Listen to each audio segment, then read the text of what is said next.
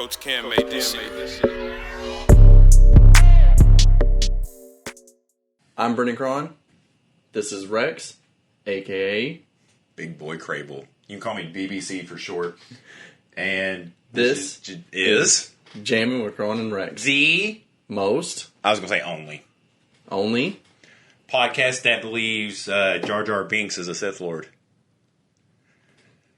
yeah, I think that'd be pretty cool. yeah. I think they ought to do something to make that dude just not an annoying piece of shit all the time. Yeah. I would say, because he's... Did you ever go... When's the last time you went back and watched those movies? The movies, it's been a while. Yeah. I am currently watching Clone Wars now. Mm-hmm. I was But, saying, yeah, movies, like, it's been a bit. if you go back, do you think it'll still be annoying? Do you remember it being What, Jar Jar in Yeah. particular? Because I know, like... As a kid, I didn't think Jar Jar was annoying. Exactly, I didn't either. Yeah. So I have since rewatched it as an adult, but I can't remember when, because I've been an adult for quite a few years now. Yeah. I went back and I kind of watched forget it. about it sometimes. I watched it in high school, and I didn't think it was...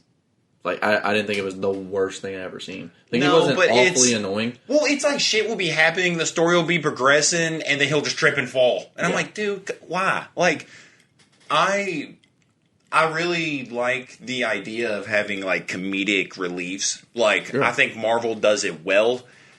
A lot of the times, sometimes it's overkill. Like, can't remember his fucking name, but you probably already know who I'm talking about. Drax? Is that it? Drax, something like that. Yeah. Yes. Why does that not sound right? I But from wanted to say Dragula, but yeah. Guardians of the right. Galaxy. Yeah, Batista's character. Yeah. In the first one, it's not bad, but in the second one, it's kind of like they're just hiring a clown to be Yeah. a part of it, and you really don't get to see Drax doing... Yeah, it is Drax. Yeah. It probably doesn't sound right because it's a stupid fucking name. Yeah. But like, you don't really get to see Drax do anything because he's just comic relief. Yeah. It's his whole character. Like, there's never really a serious moment with him unless he's, like, revealing why he hates Ronin. Mm-hmm. But then he gets bodied in a fucking second by Ronin. Yeah. And then after that, he goes back to being a clown. So it's like... I remember him being funny, but I don't remember him being stupid in the first one. And maybe it's just because Yeah. I haven't seen Yeah. it in so long, but Yeah. he wasn't like... He was funny, but yeah, exactly. He wasn't stupid. Yeah, he just... I don't know how to explain it. He just... Like, he becomes like a full-blown imbecile. Yeah. Like, it's like, Yeah. oh, this dude is like, there's something mentally wrong with him and he's funny. You know? Yeah. But I don't, like, they didn't really need to go that in on him about it. Because Rocket Raccoon is pretty funny. He has pretty funny moments. Peter Quill is really funny in that. And they could still have Drax being funny, but instead they act like nobody else in the movie has funny lines except Drax. Yeah. And they want him to be stupid. Like, if he's stupid, that's fine. Yeah. But at least have him do something good. Yeah. That's why I didn't like Guardians of the Galaxy 2 nearly as much. Marvel is pretty frustrating with the sacrifices that they're willing. And I get it, but I don't get it because I've literally never made a movie. Yeah. Yeah. Yeah, that could be posted, but like I don't like their treatment of certain characters like Drax. I definitely don't like their treatment of Hulk. I think Hulk has been done the worst. Yeah. Mark Ruffalo era because like he obviously hasn't even gotten his own movie, but they literally just use Hulk as like to show how powerful other people are. Yeah. Because it is very well established that the Hulk is strong. Everybody, whether you pay attention to comics or not, you know that the Hulk is strong. Yeah. That's his whole thing. Honestly, the only movie I think he's done well in is the first Avengers. Yeah. The one with Loki. Yes. Yeah. Yeah. And that's why. He actually does something. He shows a feat of strength. Yeah. Rather But- than just getting body. Like you just, Yeah, I was like, they just show how strong other characters are. Yeah. Because it's kind of it's kind of lazy the way it's done because you know that. Like, you could do that with other characters, but people might not be familiar with how strong, like, somebody from the Black Order is. Yeah. So if somebody from the Black Order, which is like Thanos' like personal little bitch circle, if one of them get bodied, people are like, well, I didn't even know who that character was, you know, so it's not really doing much. But when it opens up with Thanos beating the dog shit out of Hulk, then you're like, oh wow, that's something, because we know Hulk is strong. That's like pretty much what I've known since I was a kid, is that the Hulk is strong. Yeah. So I mean, you can like just look at him. And you're like, oh, he's strong. Yeah. I want to see where they have somebody like strong or go in a situation like that. Like, say if when Iron Man busted out the Hulk Buster, Yeah. the Hulk absolutely decimates it. Like, it's not even a competition. Tony Stark just wasn't on par with it. Like, he underestimated, like, he didn't build it up like he should have, and it just gets smashed down. Yeah. Like, I want to see a world breaker Hulk. And it's, I don't know, because the Hulk has some of the best storylines. I think it's really, I love the Hulk. Future Hulk is amazing. World Breaker Hulk is amazing. They literally just banish him because they know how dangerous he is. Yeah. And then his love interest dies or something. So then he comes back and he's pissed. Like, if you know Hulk, the madder he is, the stronger he is. Yeah. So he's literally so pissed to the point where he is called World Breaker, and it's not an understatement. He breaks worlds. Yeah. So I don't know. I would love to see that instead of him just getting fucking bodied by everybody. Getting bodied by some billionaire playboy that, obviously has money. I said billionaire. But like, yeah, I don't know. To me, the Hulk should be so strong that even a billionaire's technology is kind of not going to be up to par with it, Yeah. He was definitely the character done the worst. Yeah, but still a good character, because I think Marvel still did a decent job with Bruce Banner, but not Hulk. Yeah. Bruce Banner's a good character in Marvel. The Hulk is not. Yeah. Because even if you're not familiar with the Hulk, you now think the Hulk is a pussy. Yeah. Who has, like, I guess the Marvel equivalent of erectile dysfunction, because he just cannot come out to perform, Like, he's just pushing rope whenever it's time to... That's one of my favorite expressions, by the way, is pushing rope. Not that I use it that much, but if I did, this would be a perfect time to announce a Blue Chew sponsorship that we don't have. Yeah, I'd say, but not a Knock sponsor. on wood. That's also a pun in this. But that's not... there's a lot of shit going on. I didn't expect to go on a Marvel rant for a little bit. But it is kind of what we've been doing this week, at least... like last night, I've been trying to get caught up with Marvel. Yeah, I just finished the What If series. Yeah, and we talked about that on our last week Over Under segment. And it's awesome. Yeah. It's exactly what I want it to be. Yeah. And like you said, I think it's weird the first step they took with Agent Carter. I thought that was a weird one to introduce it to, because I understand if some people may have lost interest. Yeah. During it's that, not necessarily a bad episode. Like, it's not. It's a good episode. Yeah, it's definitely interesting, but you think you'd want to start off with something a little heavier. Like, you want to start off a little hard hitting. I'm surprised they didn't start off with zombies. I'm surprised they didn't start off with Star Panther. Yeah, Star Panther's another good one, just because of the names. He's just called Star-Lord still. I mean, it makes sense because it's literally just Star-Lord, but if he was picked up from Wakanda, and it was T'Challa, but. Yeah, because I've always been like, is it like Black Lord, Star Panther? No, it's literally just Star Lord. Yeah. Yeah. But I think that it's kind of neat that we're not getting a second episode, but almost all of them, not all of them, but almost all of them, leave you on kind of like a cliffhanger. A continuation of the episode. I thought you meant a second. No. I was like, bro, we just watched them. I know, but I'm saying like we're not going to get like a second Zombies episode, but the Zombies episode leaves on the cliffhanger. At least right now, they're not announced. Well, there could be. Yeah. Because there's one thing that does have its own thing. I don't know if you paid attention to the action figures that are rolling out for the What If. No. But there's one character that kind of got introduced. Who? Did you notice? No. It was... I want this to be a game for you. It was a character that we already know and love that was in the zombie one, but at some point he said or did or put on something. So you're talking about Spider-Man with the cape? Yeah. Do you know who that is? No. That's zombie hunter Peter Parker. Oh. Which I didn't know that. Yeah, and in Marvel's line of I didn't know that. Line of action figures that they released, Zombie Hunter Peter Parker is one of them. Yeah. So it could be a future episode. Yeah. And if you collect all of the action figures, guess who you build? Zombie Thanos? No, that's what you're overthinking it. Who? Think of the What If series. Oh, the Watcher. That's fucking awesome. Yeah, that makes sense. Yeah. Yeah, that'd be fucking awesome to get all of them, but then you got to buy Agent Carter, and I don't really want to buy Agent Carter, Yeah, but I think that one would have been a really good second or third episode.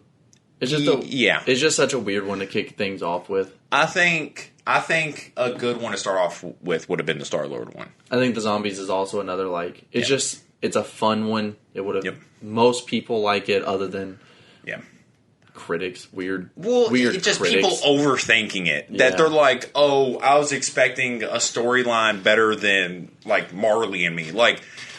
This is literally a mindless episode. Yeah, it's just fun. It was zombies. Yeah. You're not. If you ever watch a zombie movie and you're like, man, I hope this character development is amazing. You're watching a goddamn zombie movie, you idiot. Enjoy it for what it is. If you're watching King Kong and you're like, man, I hope the progression of this story is so good. I hope it's well paced. No, you don't. No. You're hoping King Kong destroys shit. You hope he fights some other big monster. I don't want any story at all in those movies. Yeah. I literally just want... I don't even care if you explain it. Just have King Kong and Godzilla fight, and then maybe take a break, and then have them fight again. And I don't even want a story. I just want the setting to change, and that's it. Yeah. People act like they was proposed a Quentin Tarantino movie and got a Michael Bay film. Yeah. You know what it is, bro. You know that Megan Fox isn't there because she's the best actress in the world. You know that's why she's not there. You know the robots aren't there to help intrigue the main characters or be a good supporting role. They're giant fucking robots that fight. Yeah. Why are you expecting so much out of this? No, I don't get it. They're acting like they're critics or something, but I don't know. It's weird. It's weird that critics kind of get a pass of just not being fun. They're just fucking bitches. Yeah. They're not... that's actually kind of ironic because I don't think of critics. I'm they're getting bitches. They are bitches, not they're fucking bitches. They are fucking bitches. But I'm on a Marvel hype train right now. Yeah. I am thoroughly in love with any tyrannical overlord of anything. So Disney definitely falls into that. And Ronald McDonald, Jeff Bezos, they all Ronald fucking McDonald, bro. But no, I was gonna say the reason for me that I've always liked critics and stuff like that is because there's plenty of stuff that I want to see, and a critic can sell me on something that I haven't even heard of or anything like that. Yes. There's definitely been plenty of movies especially. Yes. And albums that I would have never heard of the artist, never heard of the movie ever. And I hear it's really good, and I'm like, well, let me check it out. Yeah, and then for sure. And then there's also been movies that, I was like, oh, I really want to see this. And then I see the critic score, and I see that, their complaints of it. Yes. And not just, a number attached to it. And I see actually, oh, this is the things I don't like. And it's like, oh, I don't like those things. Yes. I am not going to waste the time to watch it. And sometimes I'm wrong. Sometimes... Yes. I see a critic review, and then I do like it, and they don't, but... Yes. Well, that doesn't mean you're wrong. Well, I'm just saying, I'm wrong in the fact of, seeing a critic review and just being like, oh, I'm not going to watch it. Yeah. Yeah. But, oddly enough, my reason that I kind of like critics is... You probably know this, but probably don't know where I'm going with this yet. Mm-hmm. But I very much... If I know I like... who's making this, I am going into it with a bias. I have a heavy bias towards things. Quentin Tarantino, if he's directing it, I'm already going to assume that I love the movie. And if Marvel's coming out with a What If, I already love it before I watch it. It's hard not to make that assumption for me, honestly, because it's Marvel making it with Disney animation. It's hard for me to just picture me not liking it. Yeah. But I go into a lot of things that I know from people. Say, I had low expectations for Donda, honestly, because of Jesus is King and stuff. And I am always doubtful of sequels or artist in their the later part of their career. Yeah. I am very doubtful and cynical. So whenever I do overhype something that just came out, it is kind of nice seeing a critic who can put their bias aside and kind of say what they think it was, because it kind of grounds me on it. Yeah. Like, it's like, oh, I was too busy thinking that this was going to be amazing that I kind of talked myself into it. I didn't notice the parts like this, like the inconsistency here or the fault here. But seeing that critic be like even me watching the zombies episode, I was super hyped after watching that. I was like, this is great. Like, I really didn't have too many complaints. But then even seeing the critic say what they did, and at that point I'm usually like, oh yeah, I may have missed that, or you know, I may have like overlooked that because my bias. But them still saying that like it's mindless and it's just they sacrifice plot for mindless action. And I'm like, shut the fuck up. Like, I wanted that. That's zombies.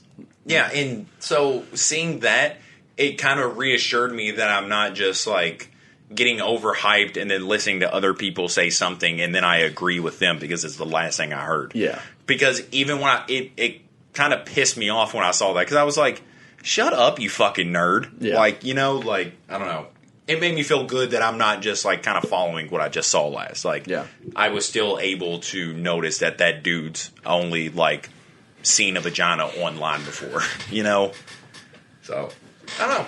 I thought it was great, but it's kind of cool now having more introspect on the What If series than, you know, before, literally a week ago when neither one of us had seen an episode. Yeah. So, I was pretty happy about it. I would strongly recommend watching that. Yeah. And then the next one comes out in just a couple days.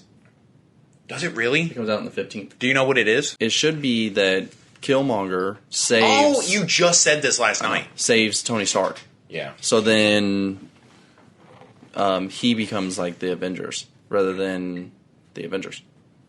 Wait, what do you mean? Killmonger becomes the Avengers, or he's... So Killmonger saves Tony Stark.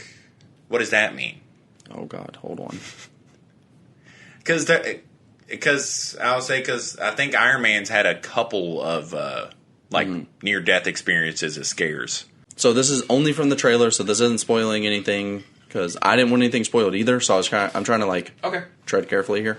We see Killmonger save Tony Stark prior to the events of 2008's Iron Man, meaning that Tony would have never go on to become the figurehead of the Avengers. It also... Doesn't that start off with basically him drunk as shit in a donut? So, I think so. Is that what they're talking about? Like, he saves him instead of Nick Fury coming along? Well, hold on. It also is possible that this would prevent the creation of the Avengers at all. As a result, it appears that the people of Wakanda, led by Killmonger, becomes Earth's greatest defenders. Super. So that's what I meant by, like, he becomes the Avengers. That's awesome. Yeah. Yeah, because when you said he becomes the Avengers, I was like, God damn, that's a lot of power. Yeah. I was like, he just literally consumes them, but... Yeah, so I'm pretty excited about that, but... Oh, no. 2008's Iron Man is the first one. Yes. He doesn't start off in the donut, does he? That's the second one. You sure? In 2008, it should be him trapped and where he builds the suit, right? It doesn't start off with that. He gets trapped. And then, so he saves him from the cave. I'm assuming. Yeah. It just says saves him in the events prior to 2008, so that's what I'm guessing. I think you're right. Yeah. Yeah, I think you're right, because, he didn't have that suit at that point, and when he was in the donut drinking, he was in the Iron Man suit. I think it was like the Mach 42 suit that he usually wears. I think it's like 42 or 43, but yeah. So, I think you're right. So that means Killmonger saved him from the cave. Because I was going to say, what would bring Killmonger to that donut shop? But I guess it would make more sense if Killmonger was out and about and, like Tony Stark was trapped in a cave and he saves him. But yeah. Okay. So that's pretty cool. Yeah. I really can't wait. But I didn't know this was going to spin off like this because we have a decent amount of things Yeah. on the board for today. So what's next? A lot of it's sports. The Hall of Fame shit happened last night, I believe. The What? Hall of Fame shit. Paul Pierce. So, aforementioned Hall of Fame, the boxing shit we got going on. There's men beating women. We just covered the Marvel thing. Men legally beating women, I'll add. We brought up the Nirvana baby. Him pushing, I guess being a victim. There's a hurricane currently going on in New Orleans. Yeah. And this is just a brief segment. If you have anything more, I'm interested. But there is a picture of a completely empty grocery store in New Orleans. Mm-hmm. But there is one thing that's still left on the shelf. Now, think New Orleans and think NBA. I don't know what. There is one thing that's left on the shelf. And it is ruffle bags that has Anthony Davis's face on it. Wow. People are literally dying in like going to grocery stores and just getting wherever they can find, but they are not touching the Anthony Davis ruffles. Isn't that crazy? That is crazy. This is going to come off weird, but Sure. I wish stuff like that makes me wish that we had a sports team here. Like a pro sports team. Yes. We were supposed to get the Kings. Yeah. Oh my God. That would have been such... Because that's when DeMarcus Cousins was in his prime. DeMarcus Cousins was a Kentucky, hero. He was balling. Yes. I mean, that would have been fucking great to bring the Kings over and DeMarcus Cousins. Yeah. Do you know how pissed I would have been if I was DeMarcus Cousins? To have went to the University of Kentucky, drafted into the NBA, and then brought right back into the humid-ridden Kentucky. I've been so fucking pissed. Oh, but yeah, look at that. New York Post. Wow. Oh, it's a whole video, but yeah, you kind of get where I'm going for. That's crazy. That, you see how empty it is? Yeah. Anthony Davis ruffles. They do Wow. like their jalapeno ruffles, which is weird. Yeah. I think it's weird when people just get jalapeno flavored stuff because I don't like the flavor of jalapeno. I like the spice of it, but I couldn't imagine just being I want the taste of jalapeno in a chip. I don't know. It is weird. Yeah, they do all kinds of crazy shit. I saw a Wendy's spicy chicken sandwich Pringle the other day. What the fuck? Crazy, very specific. Yeah, that's very specific. Yeah, that's what I was thinking. You know what? No, fuck your little sports thing. Okay. How was your week, buddy? How's my week? Yes. It's been alright. I feel like we need to do more of that. How was your week? It's been alright. What about you? It was not bad. I legitimately only had to work 2 days this week, but I honestly miss, and we've had a hot debate about this before, I miss smoking. Really? Like cigarettes. Oh, yes. Really? Yeah. Wow. I Because... feel like that's an addiction. No, because me and you, we've had that conversation. I was never a heavy smoker. I may have bought a pack of cigarettes per year, Yeah. and then at the end of the year, I would still have 8 cigarettes left. So I definitely didn't smoke all the time. But I don't know if you miss it. That I wish, because everybody that told me to stop smoking, I get it. But I just wish it wasn't bad for you and. I don't know, releasing smoke into the air. I wish there wasn't any negative connotations. Mm-hmm. Because I think smoking looks so goddamn cool. Yeah. But that's not why I miss it. But just I don't know, because there's been a couple days this week where I'm stuck in traffic. Or the other day I didn't get off work until 2 in the morning. Mm-hmm. And sometimes it's kind of nice to just be yeah, on the way home I'm going to smoke. Mm-hmm. That was really the only times I would ever smoke is if I'm stuck in traffic or a long day or something. It was just kind of nice to have something to fill that. I don't depend on it, but it was this week after a long day at work, I was I just kind of wish I could, which, obviously I can. Yeah. There's nobody stopping me, but my girlfriend said she would start smoking if I didn't stop. Really? Yeah, because I get the sentiment. Because I mean, she doesn't want me to smoke, and you know, if you care about somebody, you should probably not want them to smoke. Yeah. But honest to God, one of my biggest issues with it. Obviously, it's very unhealthy. It's it's awful for you. It's awful for the people around you.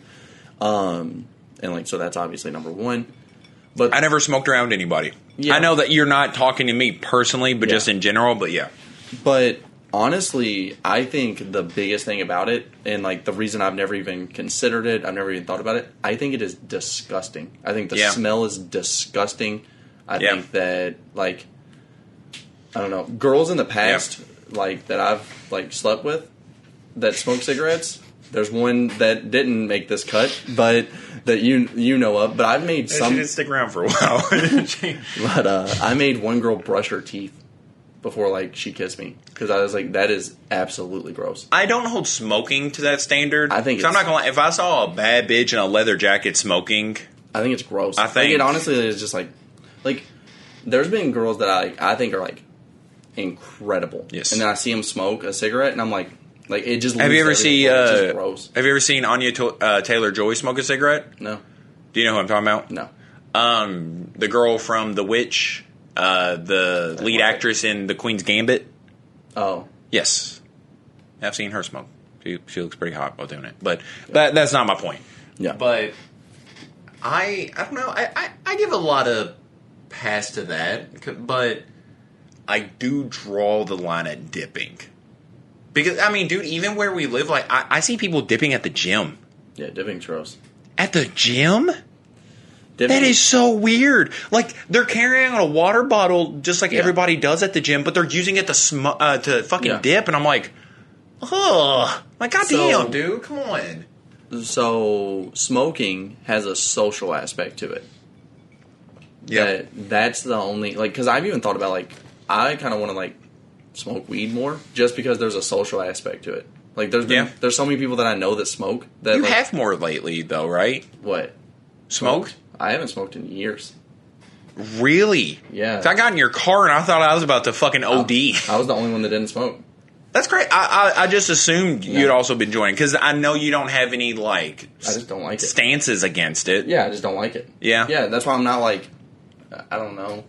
I'm not going to be, like, weird about it. Like, I don't care that people smoke in my car. Because, like, you don't care about getting high. Is it just the act of smoking? Because I know you're down for edibles.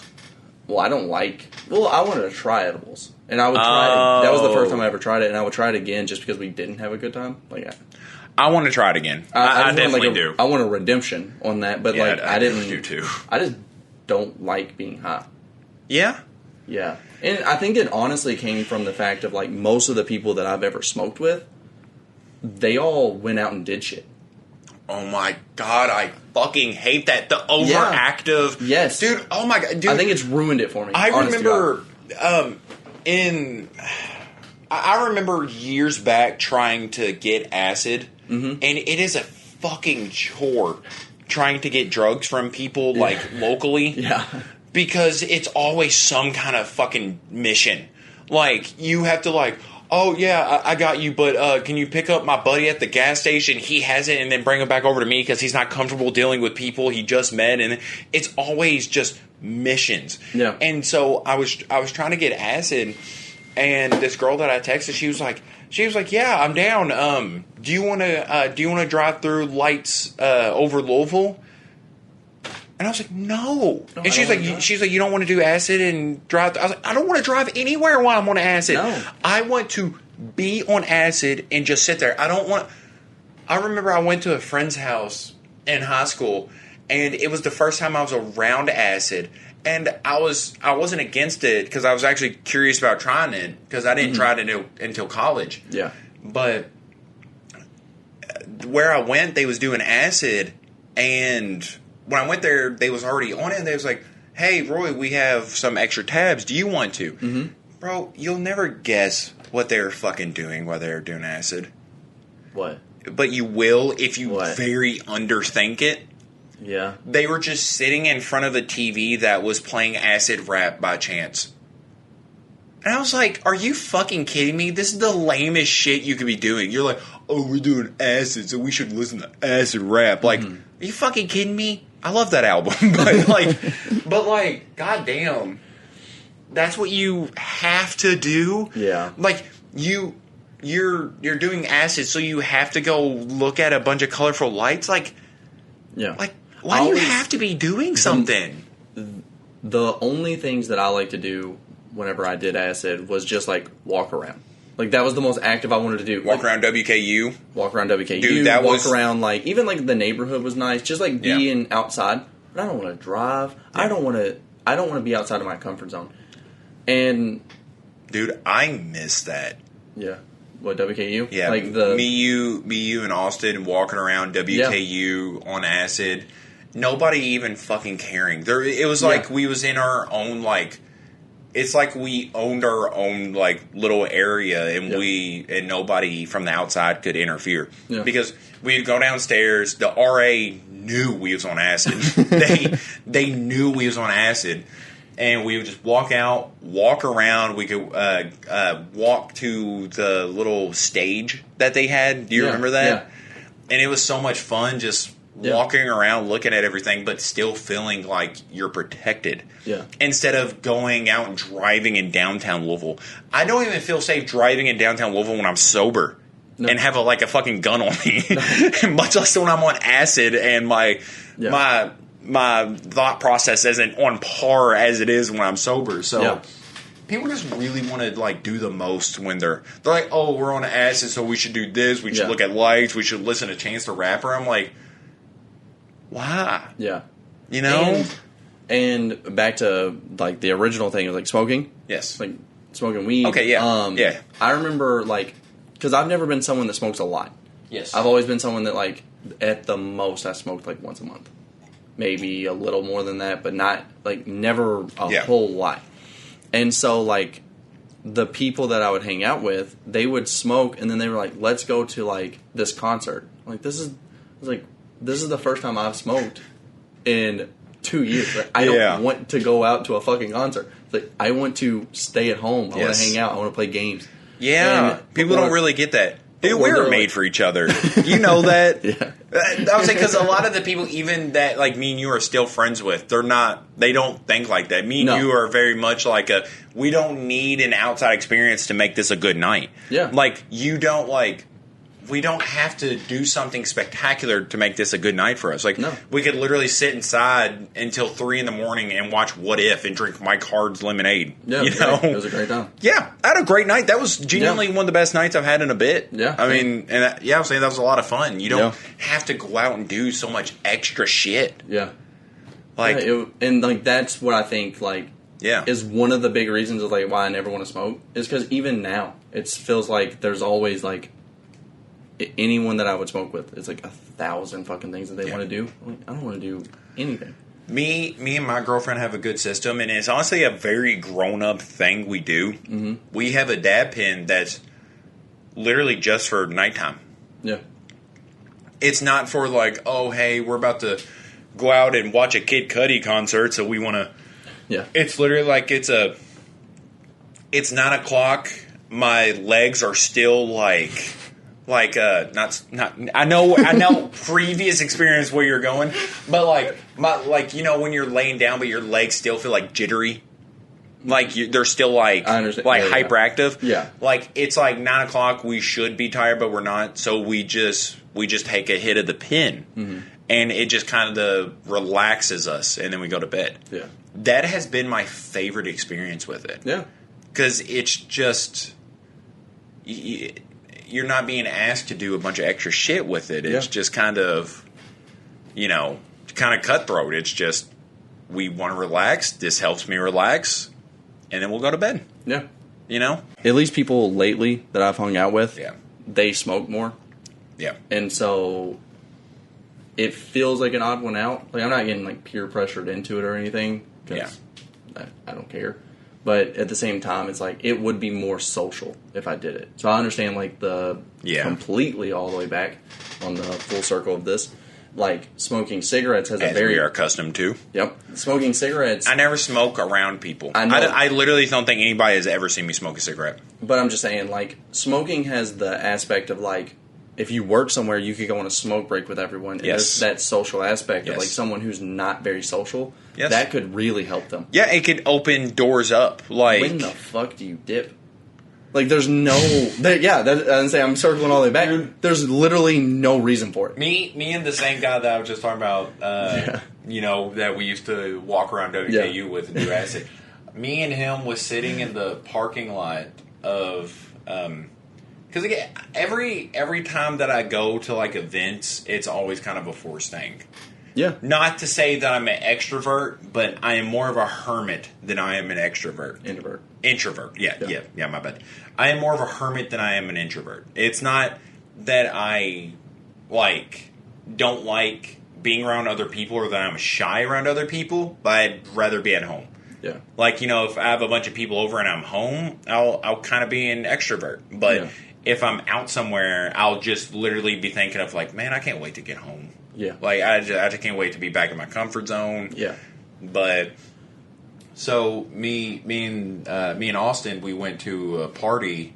This was way back in high school, and he dipped. And so we was parked outside of this person's house. You know, there was a party going on, like people were by the bonfire drinking and stuff. And me and him just go back to the truck, and he was dipping, and me and him was just listening to the radio, just chilling out. And this girl comes along, and she opens up the passenger door, which is the side I'm on, and she sits on my lap, and, you know, we're all talking for a little bit, everything's fine, and then she grabs some dip from my buddy, and she puts it in her mouth, and I immediately tell her to get the fuck out of the car. Yeah. Like, immediately. Like, it's not even a thought. Like, if she would have picked up a cigarette, I genuinely wouldn't have mind. Yeah. I really don't hold that distinction to smoking cigarettes. Yeah. But she put a dip in her mouth while she was sitting on my lap, and I said, get the fuck out. I was like, that is not why I came into this car. I wanted to come into this car and listen to Wolf by Tyler, the Creator. I did not come in here to listen to just be under a girl dipping. I was like, that is gross to me. Yeah. And I don't know. It might sound sexist that I don't mind my buddy next to me dipping, but a girl dipping, but... I will say, if Austin dipping would have sat in my lap... Please explain it. If he would have sat in my lap dipping, I would have been like, get off. No. As well. Okay. Different. Really? I genuinely wouldn't mind that. If Austin would have sat in my lap and started dipping, I wouldn't mind it. I would have told him. I hold girls to a different standard. And, again, might sound sexist, but I genuinely think of girls as better than guys. They're supposed to be better than guys. They're supposed to, uphold themselves better than guys. Like, you're just supposed to be better. Like, I've always thought of girls as better. Yeah. You know, and to see a girl dipping... It's so gross. It just, I think dipping's gross in general. It immediately takes any attraction away from you. Yeah. I think that's why me and Austin never hooked up. You know, I think that's why me and this girl never lasted more than 3 seconds in a Ranger. But I don't know. It just the one exception of smoking that doesn't come off gross to me is Cowboy a cigar. Bebop. Oh, okay. Dude, I want to get. Remember, me and you talked about. We went to like liquor stores where they have cigar cabinets. Just don't know. What's the occasion? Well, I just don't know. I don't even know what to get. What if we get in like? I don't know what to get, bro. Like it's. I understand know. like the occasion, but first we got to even know what to get. I mean, I don't know. I mean, I think opening day of our podcast would have been a decent time to get a cigar. You know, I mean, like a cigar. How many episodes are we in? This is 28. I'm trying to think of another milestone. Like 50? Episode 50? 50? Yeah. Episode 50, we'll get a fucking cigar. We'll become... I was trying to think of an equivalent to ginger whiskey. Mm-hmm.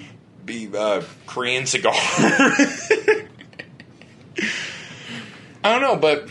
Yeah. Because maybe it doesn't have to be that momentous, but... Yeah. Because it comes off classy to me. Like, it comes off as, like...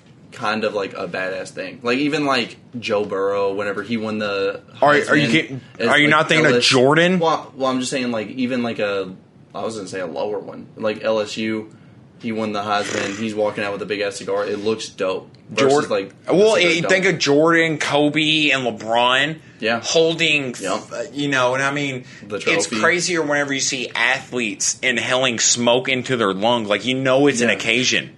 Yeah. Because these are people who literally just work. Like, it's not Josh Gordon. Like, these are people who win trophies, who are holding something on their fucking shoulder. Yeah. Like, they just led this team to the finals.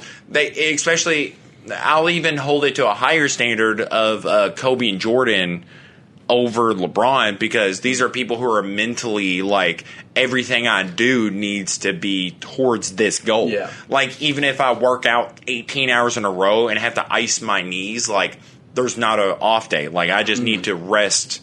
I just need to ice my knees and then go back to it. Yeah. Like, it's not because I've done too much. So these are people who are so engulfed in the moment and so excited that they're willing to put that aside and inhale smoke into their lungs. Yeah, like, it's a big occasion. Yeah. So, I don't know, but I don't know. I genuinely do miss smoking, because I remember there was a pretty big low point in my life where my girlfriend left me, and I think you went to Ethan's for a couple weeks. I think this was during that. Oh, really? Yeah. Shout out to Ethan. Yeah. Miss you, buddy. Yeah. Get out of Detroit. You just in general for safety, and I have attachment issues. I don't think he's in Detroit. He's in Michigan, right? No, he's in Ohio. Oh, he's in Ohio. Oh, yeah, because I always think of that because of the video that says, like, at least we're not Detroit. Yeah, yeah. Okay, so yeah.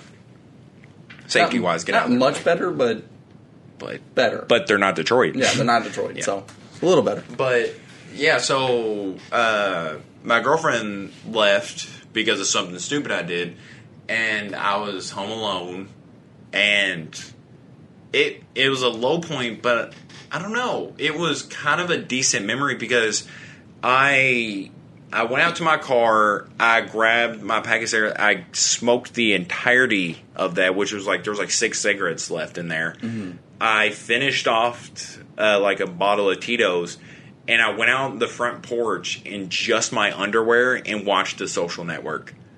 Like, I completely looked like I was out of my fucking mind. And for whatever reason, it just was made better by that. Like, I felt better in doing that, because I don't know. I don't know. It was a low point, but I felt better about that.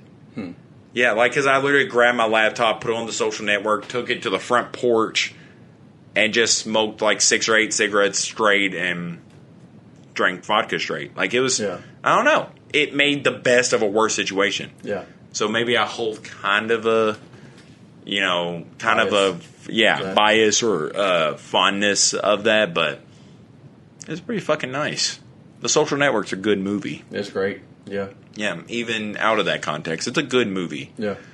And I wish I would have been introduced to that before The Amazing Spider-Man, because Andrew Garfield's a good actor. Oh yeah, he's a really good actor. I don't think he's a bad actor. No, I don't. I don't think he's a bad actor. But the writing. I think, yeah. I just think The Amazing Spider-Man isn't good. I don't think him or Emma Stone are bad. Yeah. But yeah, I don't know.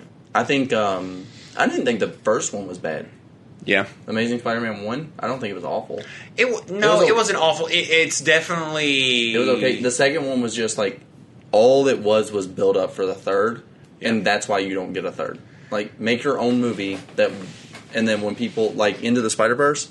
Yes. Oh, God. It was made for one... That's not fair, no. But it was made so well that people asked for a second, and they were like, all right, we'll give you one. Versus that movie was made to just give you another one, and that's why we were like, we don't want one. So yeah, not to harp on that too long.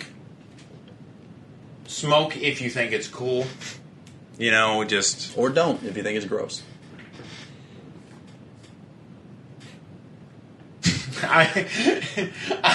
Goddamn, I was just... We're literally just going to reboot the fucking argument we've had before about it. Yeah. But, no, we was... You're talking about sports? Kind of? I just want to bring this up. Go for it. Because it's kind of, again, another nostalgia thing. Because I don't know about you, but even smelling this rum is kind of nostalgic for me. This drink reminds me of the podcast. It does. Yeah, I'll say because the taste, even just smelling it like this. Not a sponsor. We should add, I guess. Yeah, I don't even know if this is like. What is it? It's saltwater woody. Born and raised in the USA. Let's fucking go. Hell yeah. But yeah, it's the kind we get is just grapefruit, but it's rum, and we used to take shots of it before every episode.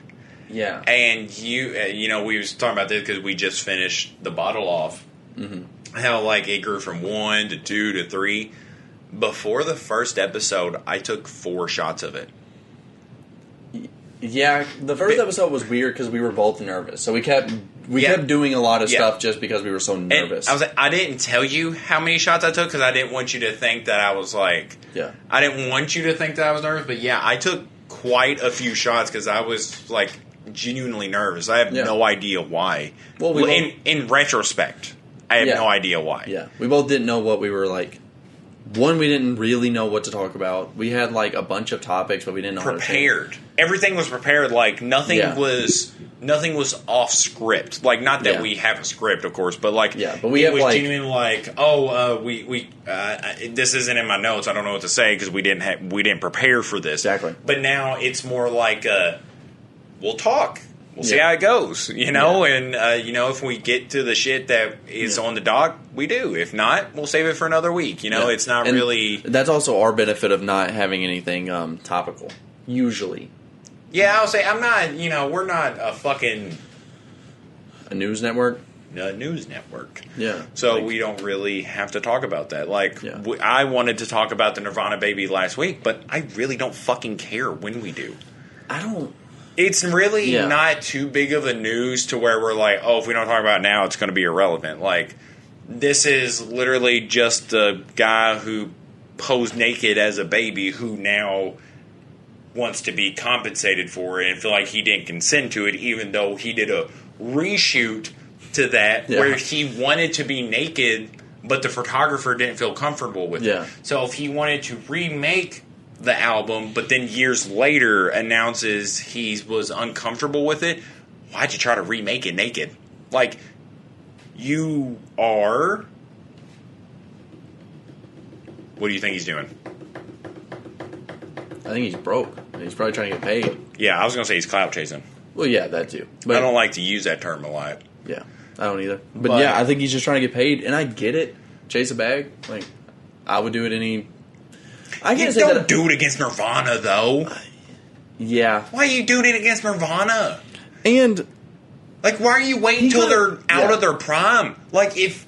Like, he could have easily just been like, hey, I feel like I wasn't compensated. Could you all pay me? I don't think they would have not. I think they're all paid. I mean, like, hey, like, I'm the person on your album. I think they got paid like $200 for that. Who? The like family. But well, still, because it wasn't a big deal at the time. The parents were like, yeah, we don't care if you take a picture of our kid and use it as your album. And Nirvana wasn't big then. Yeah, so $200, they were like, yeah, sure, it's not that crazy of a thing. And the baby didn't consent to it, but the parents did for him. But I mean, you don't really have that voice as a baby. Like, you're kind of like cornered as the Nirvana baby, but I wouldn't have even known who you were if you didn't come out about this. And now you're saying you felt exploited or you didn't consent to it, like Nirvana did something wrong. They didn't go out and abduct a random fucking kid and take a picture of him naked. Like, they went to his parents and was like, hey, we'll pay you to have this picture done and we want it as their album cover, and they agreed. That was if you have a problem, it's with your parents. Yeah.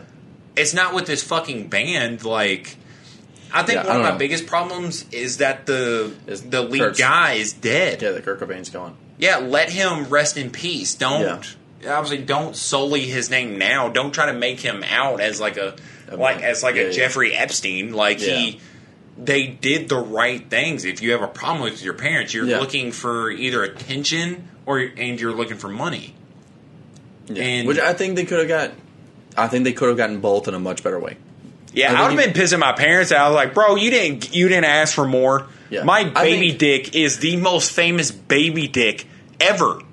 It really is. Yeah, there's really there's not an argument I'll listen to of a more famous baby dick. That's a weird argument. You shouldn't listen to anyone argue that anyway. It's not up there, but No. I genuinely had the vinyl, and Brenden is so uncomfortable with having an uncensored baby dick on this wall. Which I get. We do film here every single week. Yeah. So I get that. And honestly, there's not an album here I'd take down for Nevermind. I love Kurt Cobain. I love Nirvana, but I don't think there's a single vinyl on this wall that I'd take down for it. Yeah. I like that album more than some of these, but I don't like the album cover more than any of these. Yeah. So. Yeah, album cover wise, no, it's definitely not. Yeah. Definitely not in my top, 2,000. Yeah. But, I don't know, man. It's just... You waited so long. He could have done it better in both situations. Yeah. He could have done the reshoot of, obviously, him, him in clothes. Yeah. You shouldn't. Well, yeah, I would say he was in clothes, but that was only by his photographer's suggestion, because he said, I feel uncomfortable for, taking a picture of you naked. Which, you're not an actual photographer then, you fucking loser. As a photographer... How old was he when he went to the reshoot?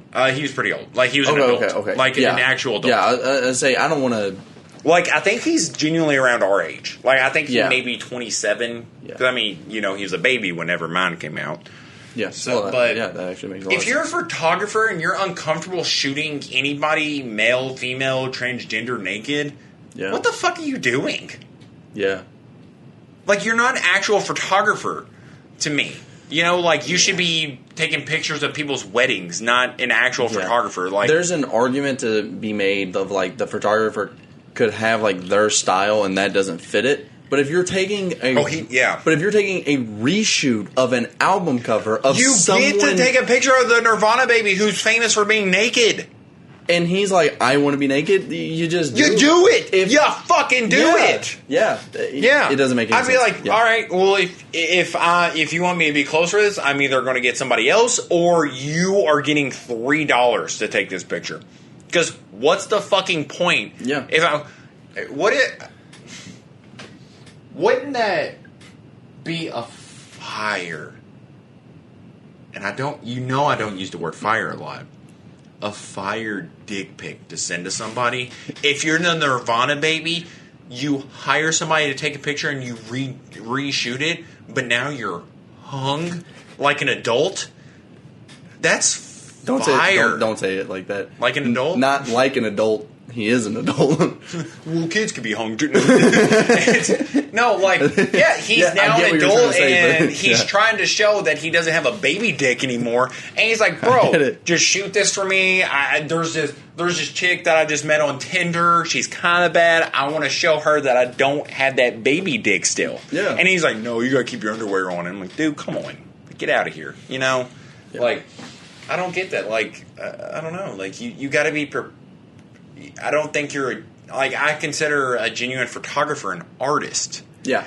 And if you're not open to stuff like that, I don't consider you an artist. Yeah, and that's why I said, if they have a very significant artistic style, and then being naked doesn't fit that style, that makes sense.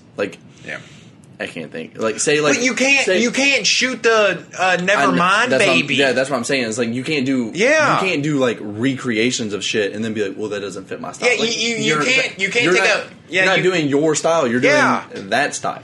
You agree to this. Yeah. You know what's on. You can't go to take a photo shoot of Kimmy Granger and be like, well, I don't do naked. Well, that's a porn star. I'll give you a heads up on why she wants to photo shoot. Yeah. You just kind of got to do this shit. Also, not to switch blame on the photographer, we're supposed to be talking about the actual person. I think the photographer is a bigger fucking nerd in this because I genuinely don't feel a lot of people. Because he said he didn't consent to it. Yeah, but that's stupid. But your parents did. So I think if you have a problem, you take it up with your parents. Yeah. I think this is an open shut case of clout chasing. Yeah. And again, don't use that. I do not use that term a lot. Yeah. I hate that term. I'm kind of an old man. I really don't like the term of clout. Yeah, I don't like I like clout chasing. I hate that shit. I hate hearing that shit. I am at the ripe old age of 24, and I fucking hate that shit. Speaking of being an old man and words I hate, you know what I hate? Vibes. I hate it. Oh my god, much, dude. If I ever went somewhere and they was like, and they told somebody that they was like harshing the vibes, oh my god, I would knock the shit out of them. Hate it. Oh my god, that is such a terrible term. Like it just like I even like my girlfriend will watch like interior decorating videos and they'll be like, yeah, I think this just kind of brings the vibe of the room together. And I'm like, shut the fuck up. Like, oh my god, I hate you. I hate it Holy so shit. much. Like, I don't know, like there's a kid that I met the other day that harshed the vibes, and I liked the kid a lot. I didn't get a chance to tell him because I couldn't think of a way to tell him without him immediately calling the cops. But I yesterday went to my 13-year-old cousin's birthday party, and they was all outside. They was, you know, it was weird because this was the first time I've ever been to a kid's party that I was invited. No, I'm just kidding. That I was. I'm not gonna lie. I was invited to. I thought you were gonna say the first time I've been outside. The first time that I was invited to a kid's birthday party where I was in the adult circle. Yeah, I was sitting with all the adults that were like 30 years old and like 30 plus and had their own kids and shit. And I was there with them because the other group was a bunch of 13-year-olds that were all like kind of too like.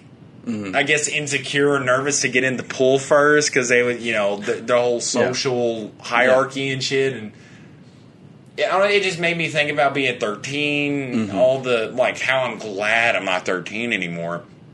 But I remember there was this one kid in a Metallica t-shirt that stood out to me. He was a nerd.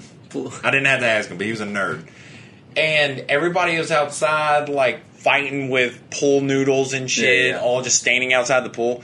And he was inside listening to his headphones just while literally every other person was outside. And so I go in to use the bathroom and I see him sitting on the couch and I'm like, oh, hey, swimming's not your thing? And he goes, fuck no. And I'm like, I'll just look at him like, yeah. And then I go piss. Like, I was like, that's a cool kid. Yeah, I was like, I like this kid.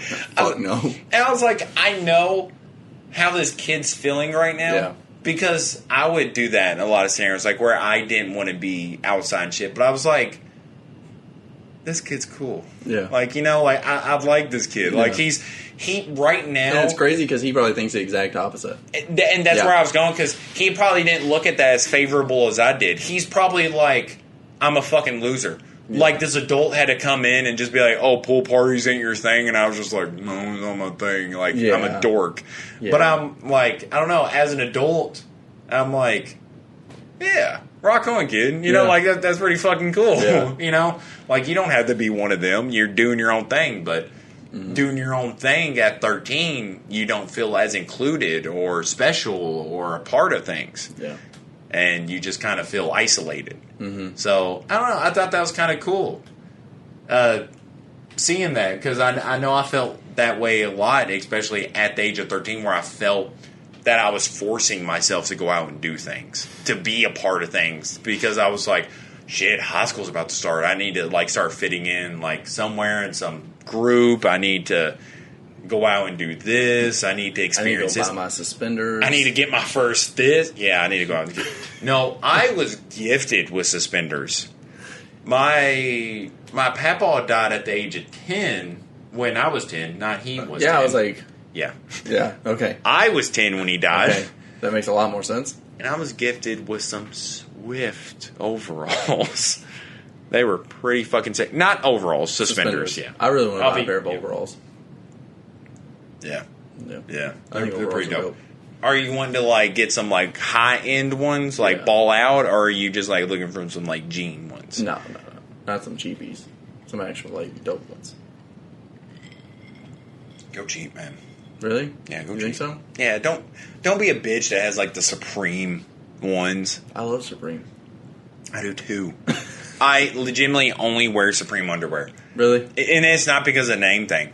Nope. It's genuinely the only, like, comfortable underwear that, like, I can stay in all day. Yeah. I have 8 pairs of Supreme underwear, Yeah. and that is all I fucking wear unless Yeah. I'm going to the gym. I get it. Because then it'll show my dick tip. I'm all dick tip at the gym if I'm wearing my Supreme underwear and basketball shorts. It's But the sea moss pills. it is the sea moss pills. I'm bricked up. Speaking of that, I am, like... I was going to say... That has been, like... I have... Who is that? Bro, it is my genuine overall crush in human history is 1990s Denise Richards. Oh. Remember when we talked about her? Yeah. I am not getting rid of that slide, and I'm not getting rid of the hypothetical slides. Which you shouldn't. No. We're going to get to a hypothetical Yeah, soon. so whenever... I have usually my notes up of things Yeah. we can brief over. I have... And then I either have the bracket up or I have 1990s Denise Richards up. Which I get. To just get me through the podcast. Yeah, I understand that completely. Yeah, I'll say, because goddamn if I just had to look at you the entire time.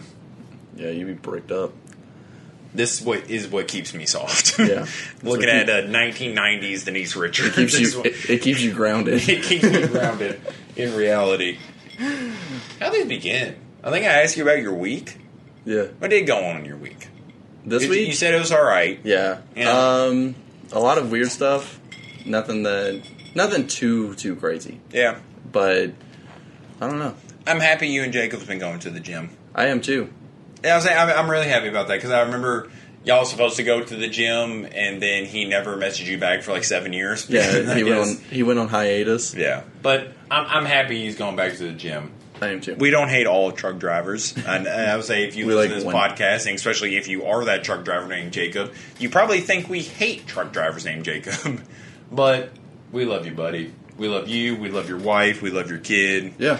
You know. Your 80 cats.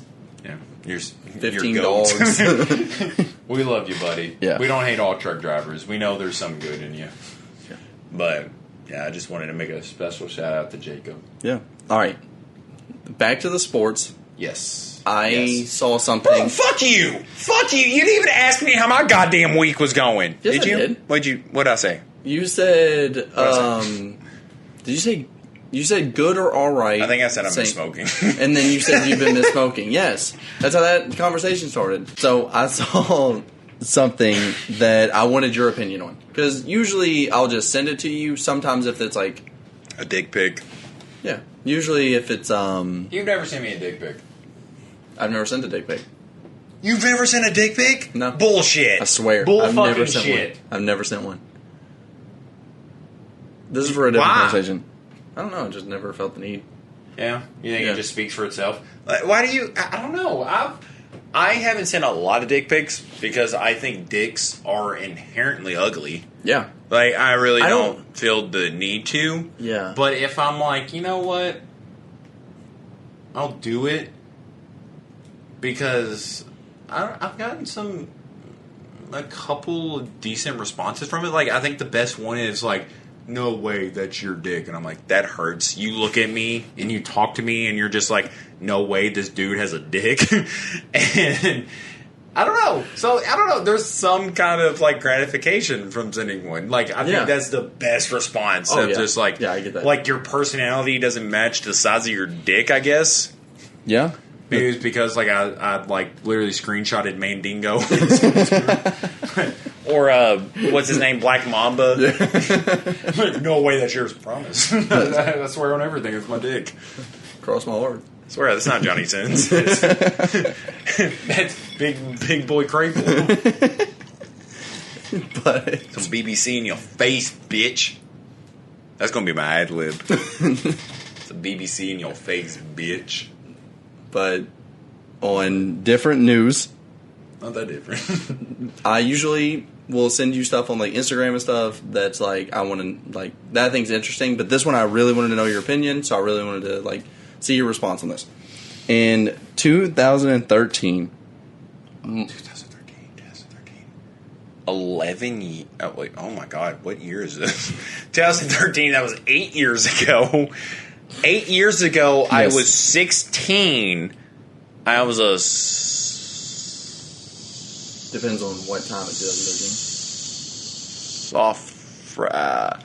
We graduated in Sophomore? 2015, so this 2016. we Is that graduated what you in said? 2015. It was 2016? This was 2013. This was 2013. So I was 16 because I was 17 when I graduated because I'm a genius. I'm just kidding. My birthday's in June. That's why, I was 17 when I graduated. So I was 16. Mm-hmm. Okay. Keep on going. Okay. I'm trying to put myself in 16-year-old Royd's head. So, It sucks. someone asked Michael Jordan which current players could play in his era. And remember, this is 2013. Yes. He said, I can only come up with 4. LeBron, Kobe, Yes. Tim Duncan, Yes. and Dirk Nowitzki. Well, I was like, Dirk and Tim kind of did, right? Yeah. Because Yeah. do you remember Yeah, they Tim kinda did. played with Dude, that blew my fucking mind. Robinson? Yeah. What? Why can't I think of his name? Duncan? Duncan? No. Duncan Robinson? No. What is it? Because that's exactly what I was going to say. David. Yeah. You stupid. But, You just skipped so I over. wanted to know who you thought Jordan would say. Not who we would say, because there's plenty of players that I think could easily play in his... Yes, Listen. who do you think Jordan would say? Not who we would say, but who Jordan would say if he was asked today. I genuinely don't think a lot of that changes. I'm surprised whenever Really? he was asked that in 2013. Mm-hmm. There was a couple people that wasn't mentioned. Yeah, he but- said only 4. And those were the only 4. Because whenever people say, there was actually a lot more recent to that than 2013 thing that was mentioned about like Rasheed Wallace talking about Kevin Durant if he would last in his era, which I think was the 2000s. So Yeah. that's kind of weird. Yeah. Because there was definitely nobody in the early 2000s that was capable of guarding Kevin Durant. Yeah. So, But that's what was asked. So, okay, to get back on the objective.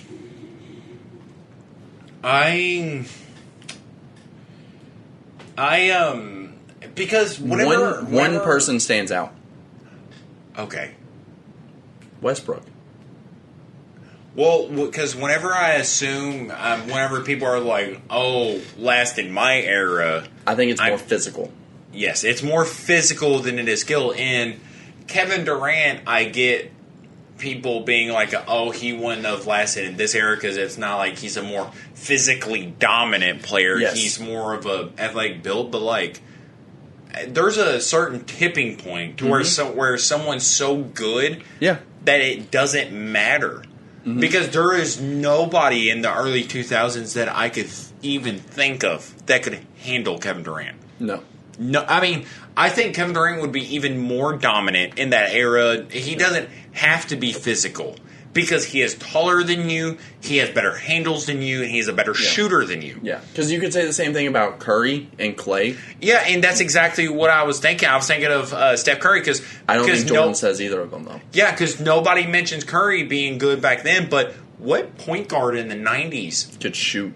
Well, not even that Like- can defend a shooter like Curry. I'm even thinking like Clay. Like, in someone that doesn't have Yeah. to dribble.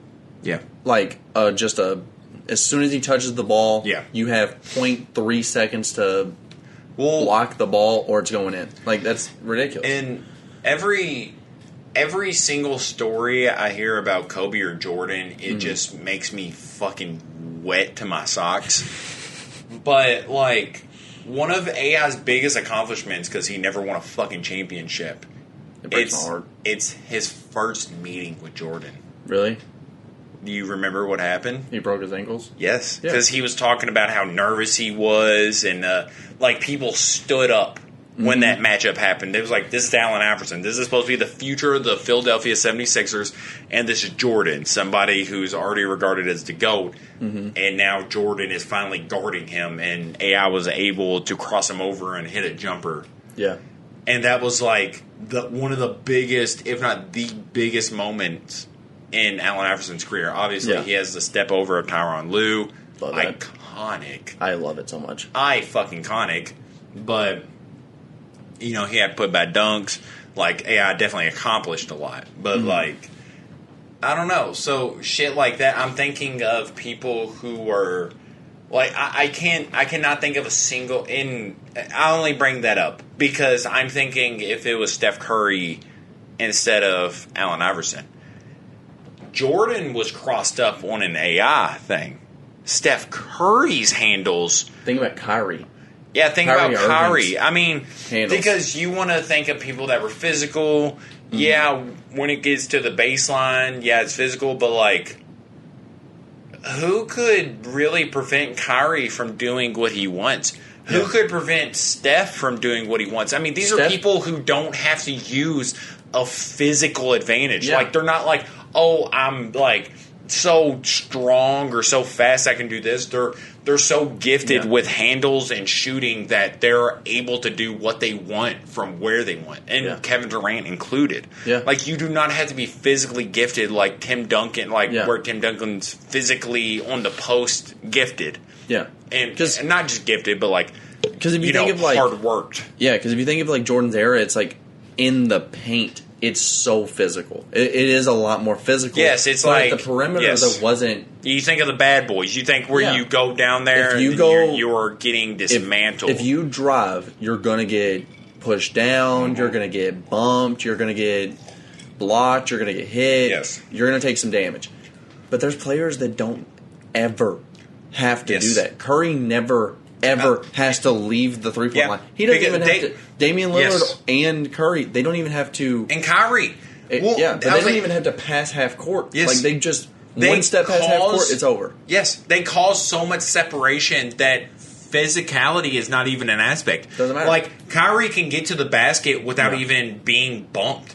Because he is that gifted on the handles. Like, it's not even an aspect anymore. It's just I'm so gifted with handle. Like, I think one of the people that are cursed back in that era is, and it brings me so much joy to say this, Trae Young. So that's why I actually asked the question the way I did, because I think that we agree that there's a lot of players that would do phenomenal in that era. Yeah. But because they don't rely on physicality. Exactly. But Jordan. Yes. If the question was asked to Jordan, who do you think he says today? In today's era, if he was asked right now, who do you think he says? The only person that comes to mind, because I don't think necessarily Giannis is a very good one. Giannis, I think is Westbrook. like. I think Westbrook Giannis is named. and Westbrook, like in today's game, I'm thinking are the top contenders of people who think an old head would make it back in the day. Yeah. Because those are like some of the most physically gifted and like not scared of physical contact. Not saying that other people like Steph and Kyrie are scared of physical contact, but they don't rely on it to do what they need to do. Like, Giannis will fight through that. Yeah. You know, like, he's really not too worried about it. I'm trying to think of others. Yeah. But Westbrook, and I didn't even think of Giannis, but Westbrook was the one that stood out to me. Giannis is a very great example. I don't know who else he would say. Yeah. Like, there's really not. I mean, the game changes. It's a new identity at this point, and you would fully expect it to be. Yeah. But I don't know. I mean, I really do like the whole aspect of like Kobe being a different breed, or you know, like he would be able to survive even though other people couldn't. Kawhi Leonard would probably be on the list. Yeah. I would say I don't hate that. I would say Kawhi's a very physically gifted person. I don't think he's ever backed down from a physical standpoint with anybody, but Kawhi's probably on the list. He'd probably say KD. I think he's aware enough to say KD. I know that someone else had that dilemma. Rasheed Wallace. Yeah. I think Rasheed Wallace said KD wouldn't survive. Yeah, I think Jordan's in his era, which, if I'm assuming the Rasheed Wallace era that I really didn't think exists, because I really didn't think there was a Rasheed Wallace era. Yeah. But it's definitely got to be the like early 2000s where he played for the Pistons / Portland Trailblazers. Yeah. because that's, I think, easily his prime. Yeah, for sure. I think, yeah, Katie's not as physically gifted as people in that era. Like, where you look at people that were like 6'10" and plus, and you're thinking of people like Shaquille O'Neal, who was very dominant in that. I think if you put Shaq up against Kevin Durant in that era, Shaq is getting embarrassed. Yeah. Because Kevin Durant doesn't rely on physicality. He doesn't rely on drawing a foul and getting an and one. At the same He's someone time, who can do it all. Think about like all the best small forwards of his era. Yeah. And then think of like KD in that era. Yeah. That's where it's a big difference. Yeah. And I'll say one of the greats of that era was fucking Paul Pierce. Yeah. Think of Paul Pierce defending Kevin Durant. Kevin Durant's dropping 50 a night. Shit show. It's a fucking shit show, Paul Pierce. I would say, if you shit yourself then, you would have shit yourself against Kevin Durant. You have never defended anybody in that likes. No. And to mention the problem with Paul Pierce, what is it? What is the problem with Paul Pierce? We're talking basketball. We're talking 2000s era basketball. The Hall of Fame happened last night. Paul Pierce just got his Hall of Fame jacket. He was inducted. Very well deserved.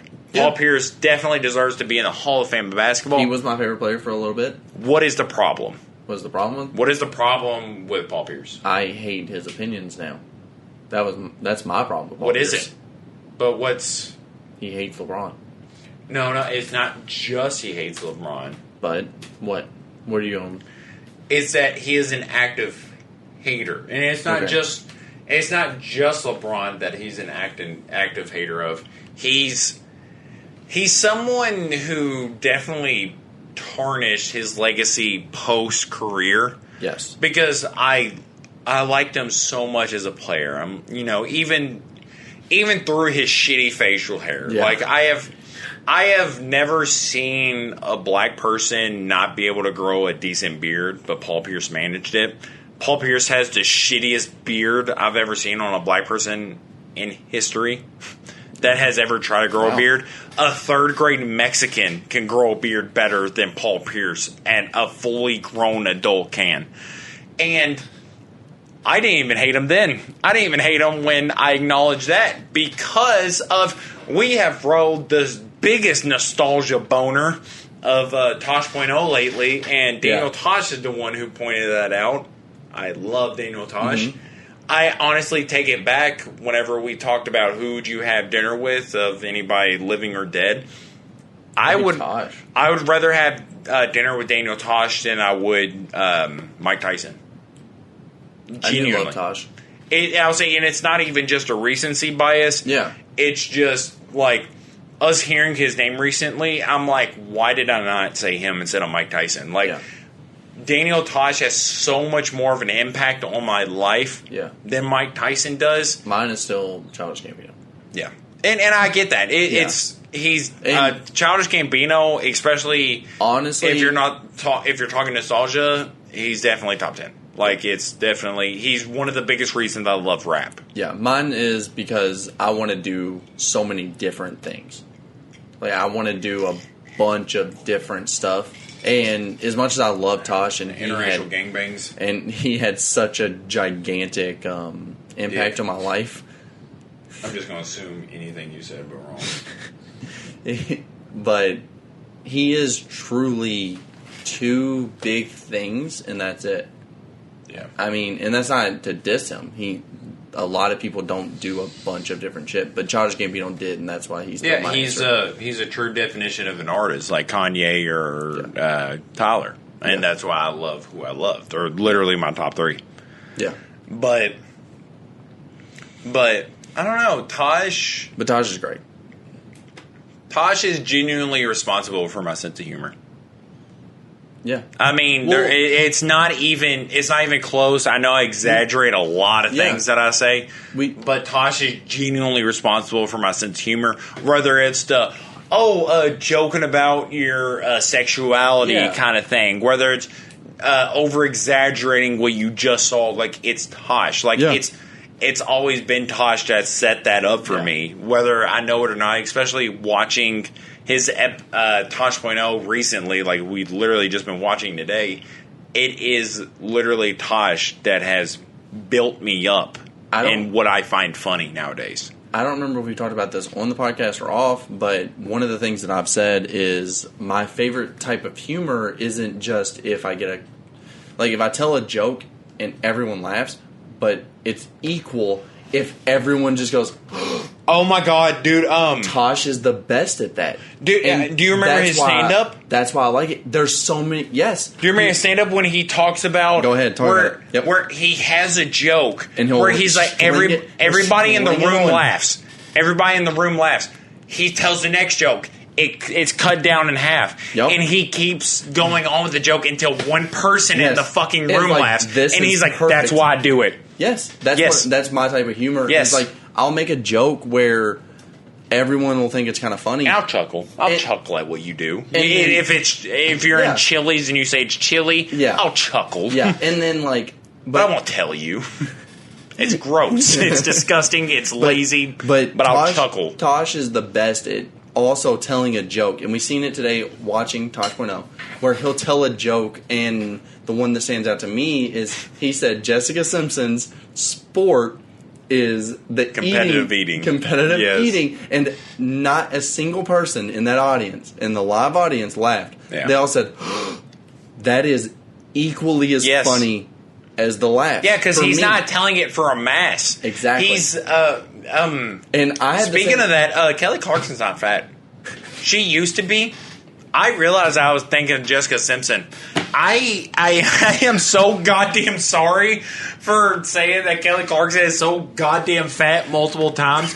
She is definitely chubby face, but I am definitely thinking of Jessica Simpson. She does have really chubby cheeks. She really does. I don't care. So that's why I never I love chubby corrected cheeks. you. Sexy shit. Yeah, it's not Kelly Clarkson who I was thinking of. You're not fat.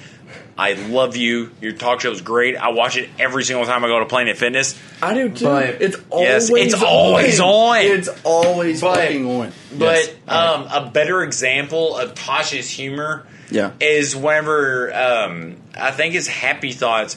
Yes. Whenever it's literally, it is my favorite bit of all time. Whenever he's talking to the Make-A-Wish. Mm-hmm. Whenever he's talking to the Make-A-Wish kids and he's just railing on them. Yes. Like it's exactly what you think Tosh would be like, but in person, and you're dying.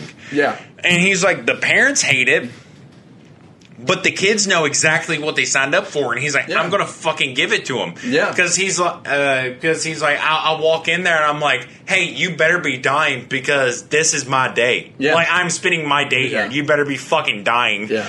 And he's like, and then the kid will give it back to me and be like, you were my second choice. And he's like, he doesn't have to live with it. I do. he's like, yeah, I still have like another 32 years to live with this. You do not. And he's like, the parents hate it. Yeah. But he's like, the kids know exactly what they signed up for. And that is exactly Tosh's humor. Yeah. And that's what I grew up on. That is so much of just what I find funny. Yeah. And it doesn't matter if it's a little bit... It doesn't matter if it's overly offensive or off the rails. Mm-hmm. If I find it funny, then it hit. Like, that's where it matters. Yeah. Tosh is the only person that can continuously joke about his sexuality and it'd be funny. And it's because of the way... Stewie Griffin came and do it. Dude, it's fucking annoying. Yeah. I'm so sick of everyone... Tosh can. He's the only person. And I guess that's not... I don't want to say, like, it's not a funny subject, because it is. Like, I would say people joking about their sexuality, I always think it's funny. I am very secure in my own sexuality. Yeah, and that's why it comes off kind of funny, is if you're secure in your sexuality, it's very funny to see, like, whenever you joke about not being what you are, it is funny. But Tosh is the only person that continuously makes it funny. Yeah. Yeah, sure. And it's weird.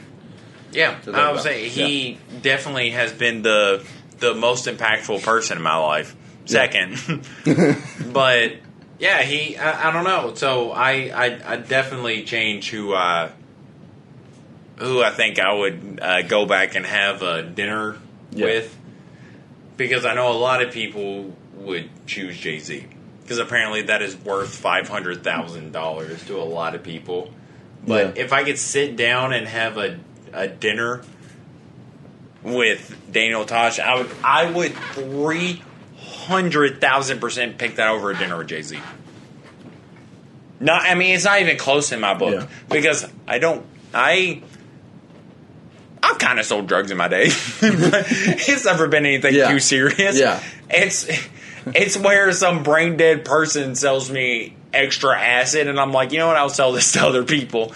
But I have never been on that level of Jay-Z. I have definitely more closely related with Daniel Tosh.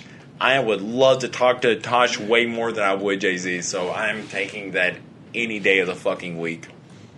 What were we talking about? It doesn't matter. I think this is it. I think this is the wrap-up. I think that... You think it's the wrap-up? How long have we been going? It's been a minute. It's over an hour. You gotta be way more specific than that. I would say there's 59 minutes where I need to know there. Yeah, it's been over an hour. Is it really? Yeah, for sure. You don't want to talk about anything else?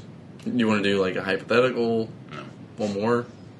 You have one more subject you want to cover, and then we'll be done? Yes. You have 10 minutes. Okay.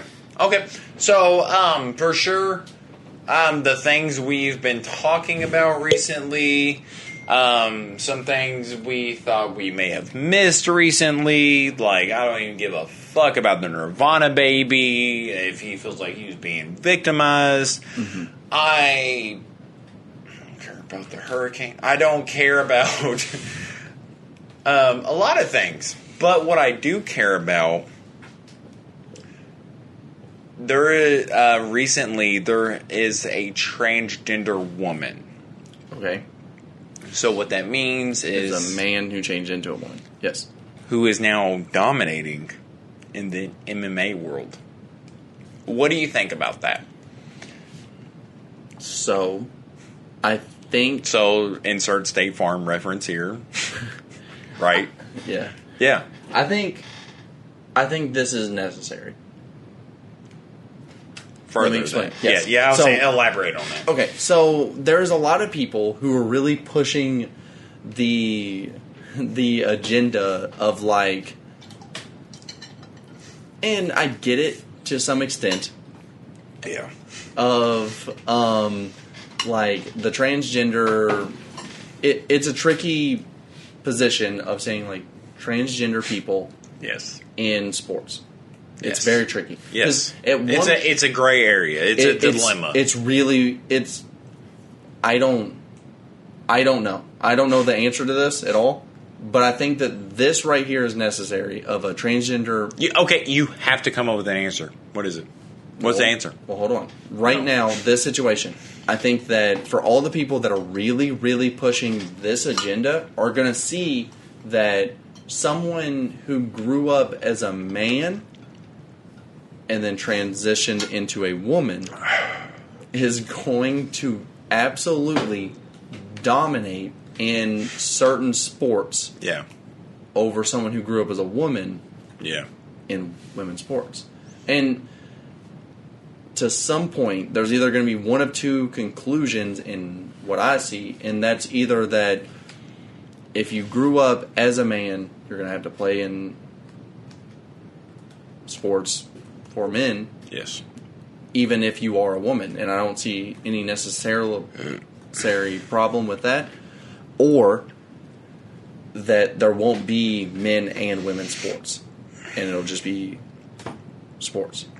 That'd be so fucking awesome. And that'd be so fucking awesome to see DeMarcus Cousins versus Brittany Griner for the first time. She fucking thought that she had a chance against DeMarcus Cousins.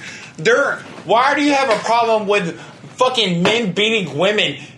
Sports figures have been beating women for years. Have you ever seen Ray Rice? These motherfuckers have been beating the fuck out of women. So, You draw that real conclusion. Brittany Griner Yeah. has been playing against women for years when her real life identity is Ricky Griner. She has been decimating bitches for Yeah. years.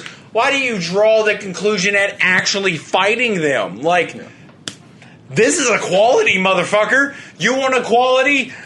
Put me up in a fucking speedo. I'll beat the fuck out of half the women I meet. Unless they're Amanda. Amanda Nunes. Yeah, Amanda Nunes has my number. Absolutely terrible. Genuinely, I would give her my number. I'm not gonna lie. If she asked me for it, I wouldn't tell her no. I wouldn't tell her no, I would but tell her especially no to with anything she asked me. especially I'm scared of being it. with actually impressed by Jessica Andrade's nudes. Yeah. I am not underestimating any of the nudes that are imposed by kind of more masculine women, especially in the world of fighting, because that's where you're going to find more masculine women. I'm not underestimating any of that. You know, Amanda Nunes. Yeah. You know, shout out. You want to hit me up? You know, I'll ask my girlfriend if it's okay, but then you guys have to debate it, and I'm guessing you're going to win that. So Yeah. Amanda Nunes has never lost a debate. So, you know, I'm only assuming. Social medias are in the bio. DM me. Let me know what's up. Let me know how far you want to take this. Yeah. But this comes off insensitive. What were we talking? What were we talking about? I forgot. Transgender women. Yes. Yeah. Okay. In Yes. women's sports. Yes. So this comes off kind of insensitive. It's a gray area. And it's rough. I get it. I absolutely understand that this is kind of insensitive, but because it comes off as if we're like men are better at sports. There is a reason the NBA and the WNBA are things. Yeah. Because if they were not, it would just be the NBA. Yeah. I do think, and this is actually an unpopular opinion, I do think there are women who could play in the NBA. I don't think they'd start. And that's, I guess, insensitive. But I don't think that they start. But I do think that there are women who could absolutely make an NBA team. I really do. I think Who? Bird is such a good scorer. I think if she came off... Who's she getting a roster over? There's plenty of NBA players. I don't know their name. But Bird could come off the bench and score in like 5 minutes, 10 minutes. Yes. Over like the other second strings. I don't think that's necessarily a bad thing. Well, I think the problem is that it's being compared across the genders instead of for what it is. Yeah. No. I know he stood for a minute. For anyone that is just listening, anytime Rex knocks over anything and you hear just everything being knocked over, that is, if he knocks over one thing, everything else goes as well. Here we go. It's a very toxic trait that I carry, but All right. Talk to my parents. All right, stop. Quit. Talk to my parents. But keep going. Wait. He's never actually slid out of his case. Yeah, that's weird.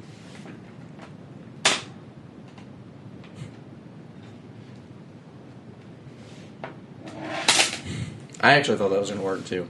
Yeah, right. Yeah, I didn't put it on this. It stands. All right. I was about to set it up. I get what you're saying.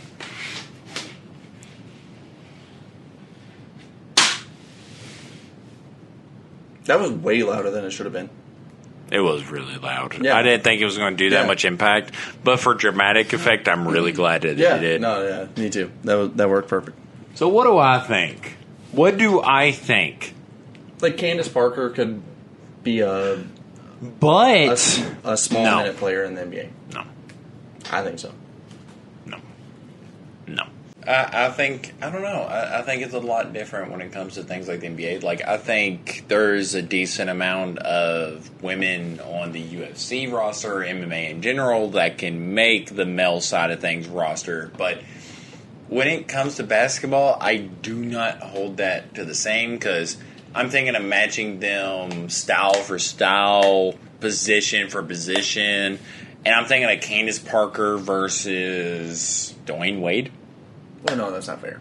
Because I'm not saying that they're going to play that they're going to be top tier or even Hall of Fame, but they're going to make the roster. Yeah. What do you think? What about Alex Caruso versus somebody in the WNBA? I think Alex Caruso just got paid like he's a starter. Yeah, but he also got dropped like he's not. The Lakers got rid of him pretty fucking easily. What did the Lakers get out of that? Who is our point guard? Oh, Westbrook. Yeah, Westbrook. Yeah. I was thinking of... Yeah. Yeah, they didn't get anything directly from the state of Chicago. Well, yeah. Illinois, but... Yeah, well, you know what I'm saying. Yeah. But, yeah, from the team of Chicago. Yeah. So, who do you think's beating Alex Caruso for a spot? For a starting spot? No. Not a starting spot, just a spot. Because I don't think Alex Caruso doesn't even deserve a... I think on most teams he doesn't deserve that. Who is beating out Alex Caruso? Candace Parker, I don't think is. No. But I'm saying, even you're looking at, Cameron Payne is getting some role minutes, and I'm not talking him. I think he's bodying Candace Parker. I do, too. I'm not saying him. He's still... Okay. He's a role player that we know... You did say him. Well, you're not saying him, but you did say him. We're talking about role players that we know their names. I'm talking about... There's plenty of NBA players we don't know. Yes. Those people... Some of them can be replaced by Candace Parker. Name. You don't know that. That's what I'm saying. You don't know their name. You don't know that though. I don't know it. I genuinely don't believe that's true. I believe there's certain transitions that are easier to make than it is for that. And at the end of the day, the whole argument is, should we be excited for this man turned woman beating women? Here's the thing. There has been close matches. As this person has pointed out, it's not like they are dominating them, which I don't know, that may be embarrassing on their part to even admit that. But they have had close matches. Mm-hmm. They've not won every round. Mm-hmm. So they're talking about why the fairness is where it is, and it's not as unequal as it may seem, but kind of is. Yeah. Unfortunately, it's a gray area. Yeah. And it's not something that I'm saying that they do not deserve a spot in MMA. Yeah. But it is a gray area that I think still needs to be worked out. There's not a right answer right now. No. You know? Only time will tell. And this is something that needs to happen. I thought you were saying this is Jammin. Only time will tell, and this is Jammin. But this is something that will play its course. Either we'll be proven wrong, and we'll see that it's not as gray of an area as we thought. This is what it would be like if we had a podcast in the 30s and we were talking about black people transitioning into the sports, and we're like, we don't know right now. They seem dominant, but we don't know where this is going to go. I think this is for a future. I think it's very different because black people just immediately dominate. Can you imagine if Luka was black?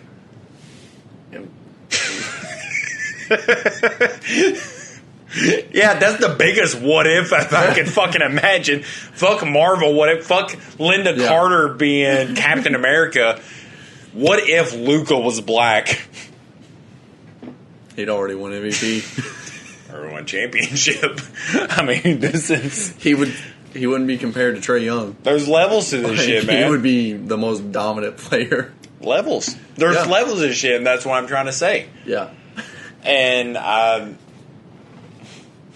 think exactly what you said, but time will tell. And in the future, people will be like, "Oh yeah, this would be like what if Stipe Miocic was black, or or like a woman, or just something else." But it's probably comical to people in 40 years, but right now people probably don't think it's funny. Someday it might. I think right now that it's in a situation where we don't know. A transition that we don't know. And eventually that we'll either see that we were wrong or that... What do you want me to say? I don't know. I thought you had something No. Or that, terrible to say. I know either way you do. yeah. I don't know. We'll see. I mean, that's all I can say. But, yeah. It's interesting. I think this has to play out. I think sooner or later, a transgender athlete had to enter in one of the two positions. Either a transgender man had to get absolutely dominated in like the NBA or something, or dominate the NBA for us to accept that women can play in the sport, or that we have to accept that there is a WNBA for a reason, there's an NBA for a reason, and then vice versa. Like every scenario around that. And maybe have a WNBA 2K21.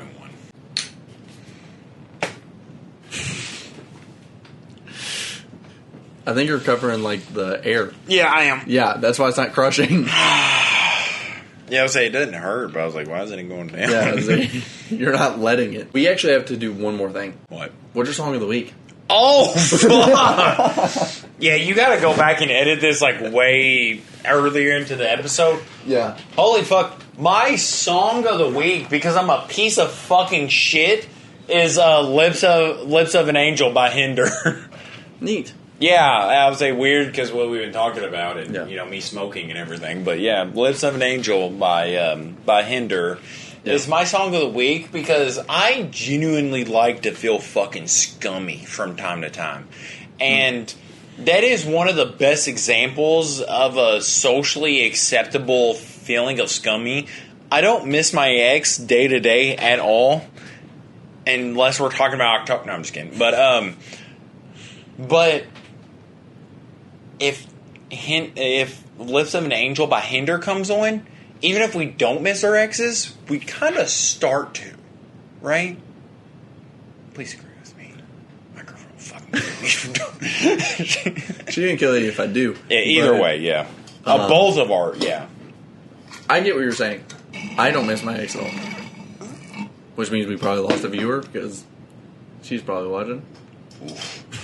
We need every one of those. He misses you. He tells me all the time.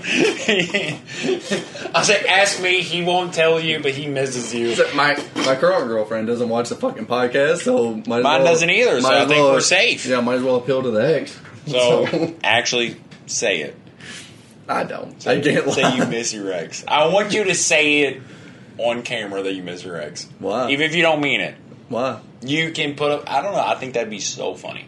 Do For you? me personally. For you personally? I literally don't think to anybody else, Yeah. especially your ex or current. I Yeah. think that'd be so funny for me though. I am Missing your ex girlfriend. scared that if I said it even as a joke, that she would message me. So no, I'm not saying. Whatever. I miss my ex. No. It's not going to come from me. But I don't. Because I don't at all. But if I was going to, Yeah. it would happen while I'm listening to Lips of an Angel by Yeah, I Hinder. get it. Which apparently is a misinterpreted song that I didn't know was at all. Because Yeah. apparently people listen to that and they think of it as a romance song. Yeah. But it can be if you're in love with your ex and Yeah. you're very publicly acknowledging that, but Yeah, I I don't don't- at all. That was so weird to me. What?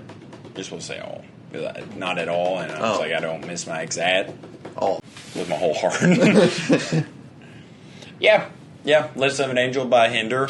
Again, we've talked about this before. Some of the best music in the world is either from men that have cheated or women that have been cheated on. So I would love to hear the response track to this song. Oh, yeah. Yeah, I never even thought about it's that. always great. Heartbreak pop. Female heartbreak pop is amazing. Yeah. And just scumbag cheating on music is amazing. Shout out to Future. He's the genuine king of it. Yeah. You know how... The Weeknd.